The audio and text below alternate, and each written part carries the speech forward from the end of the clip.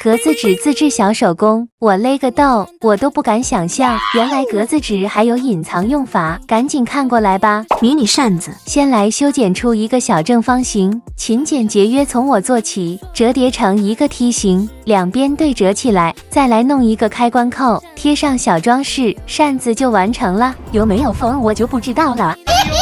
手账本，啥也不管，剪长长一条出来，叠成一个小本本 ，QQ 蛋蛋，搞一个封面套上去，一张纸就能变成几小本。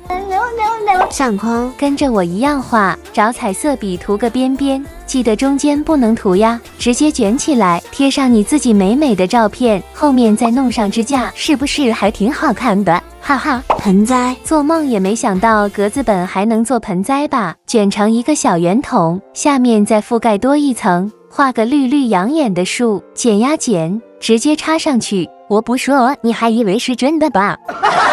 创可贴，直接一横一竖，画上可爱的小装饰，什么表情包啊、草莓啊，剪一点洗脸巾，折叠后贴上，不用花1分钱，方便又实用，撕开也不会痛。